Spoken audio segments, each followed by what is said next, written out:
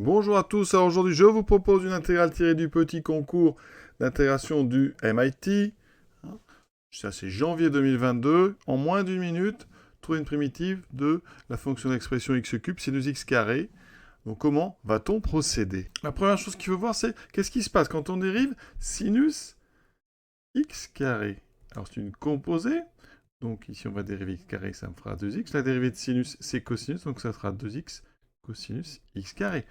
Alors là, j'ai pas du cos x carré, c'est du sinus x carré. Donc, regardez, si je dérive cos x carré, j'obtiens donc 2x. La dérivée de cosinus, c'est moins sinus, donc j'ai un moins sinus x carré. Ça, c'est intéressant. On va faire une intégration par partie. Donc ici, mon x³ sinus x carré dx, eh bien, je vais l'écrire autrement. Je vais faire apparaître un 2x sinus x carré. Le moins, je le gérerai un petit peu autrement. Et ici, donc, vous voyez que j'avais x³, j'ai fait apparaître 2x, j'ai donc à compenser par x carré sur 2. Et maintenant, je vais faire une intégration par partie. On va donc ici dériver x carré sur 2, ça donne x, d'accord? Et on va donner une primitive de 2x sinus x carré. D'après ce que je viens de faire, ça sera moins cos x2.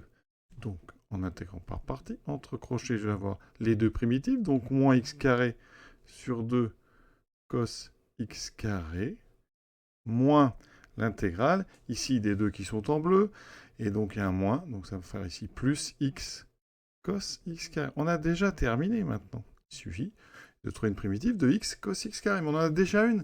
Regardez la première ligne que j'ai écrite. Sinus x carré, quand on le dérive, on obtient 2x cos x carré. Donc on a déjà terminé, puisqu'ici on va écrire moins x carré sur 2 cos x carré, plus une primitive de x cos x carré, on a presque, on a un 2 ici. Donc si vous voulez ici x cos carré, ben vous mettez un 1,5 au départ. Donc ici, le 2 va disparaître. Ça veut dire que la primitive qu'on peut proposer, c'est 1,5 de sinus x carré. Toujours plus k, la constante d'intégration. Donc k appartenant à R, l'exercice est déjà terminé.